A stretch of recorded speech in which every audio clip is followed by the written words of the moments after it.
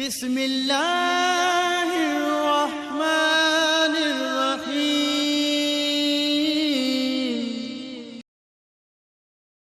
نحمده ونصلي على رسوله الكريم اما بعد فاعوذ بالله من الشيطان الرجيم بسم الله الرحمن الرحيم۔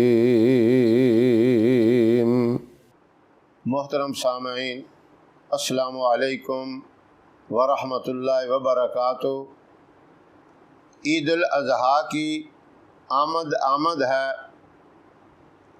لوگ گہما گہمی میں لگے ہوئے ہیں، قربانی کے جانور خریدے جا رہے ہیں، پسند کیے جا رہے ہیں۔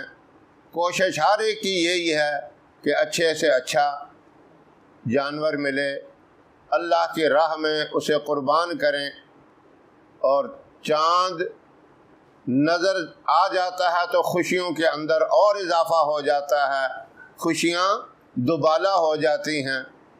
عید الاضحیٰ کا جیسے ہی چاند نظر آئے یا چاند نظر آنے کی اطلاع مل جائے، کئی لوگ یہ سوچتے ہیں کہ ہم نے تو چاند دیکھا ہی نہیں، ہمیں نظر ہی نہیں آیا۔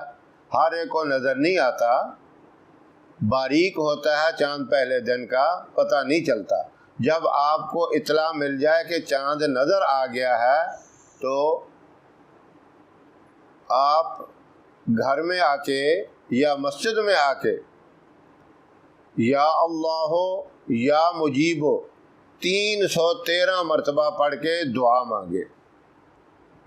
جو بھی دعا مانگیں گے آپ کی دعا قبول ہوگی، اور یہ عمل آپ نے عید کی رات تک کرنا ہے۔ عید الاضحیٰ آپ جانتے ہیں چاند نظر آنے کے بعد 10 ذی الحجہ کو ہوتی ہے۔ 10 ذی الحجہ کی رات تک یہ 10 دن کا عمل ہے۔ روزانہ یا اللہ یا مجیب 313 مرتبہ پڑھ کے آپ نے دعائیں مانگنی ہیں۔ انشاءاللہ اس کی برکت سے دعائیں قبول ہوں گی۔ وہ دعا آپ اپنے رزق کے لیے مانگ سکتے ہیں، اولاد کے لیے مانگ سکتے ہیں، اپنے کاروبار کے لیے مانگ سکتے ہیں۔ تو آپ کی جائز قسم کی ہر دعا قبول ہوگی۔ یہ 10 دن اللہ کے ہاں بہت ہی قیمتی اور بہت مجرب ہوتے ہیں۔ دن بھی افضل، رات بھی افضل، لیکن یہ وظیفہ خاص طور پہ رات کا ہے۔ پہلے دن تو آپ نے چاند نظر آنے کے بعد یعنی عشاء کی نماز سے پہلے یہ 313 دفعہ پڑھ کے دعا مانگنی ہے۔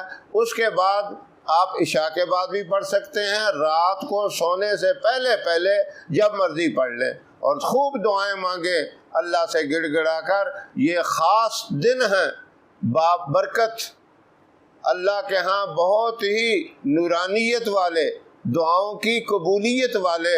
انشاءاللہ اللہ کی رحمت سے، اللہ کے فضل و کرم سے دعائیں قبول ہوں گی۔ یہ مبارک وظیفہ اللہ مجھے بھی، میرے محترم تمام بھائیوں کو، ماؤں بہنوں اور بیٹیوں کو بھی کرنے کی توفیق عطا فرمائے۔ ہماری ویڈیو آپ کو پسند آئے اسے لائک کریں، شیئر کریں، ہمارے چینل کو سبسکرائب ضرور کریں، اور ساتھ والے بیل آئیکن بٹن کو دبائیں تاکہ ہماری ہر آنے والی نئی ویڈیوز کی اپڈیٹ آپ تک آسانی سے پہنچ سکے۔ اللہ آپ کا حامی و ناصر رہے۔ انشاءاللہ پھر کسی نئے وظیفے کے ساتھ آپ کی خدمت میں حاضر ہوں گے۔ تب تک کے لیے اجازت دیں۔ السلام علیکم ورحمۃ اللہ وبرکاتہ۔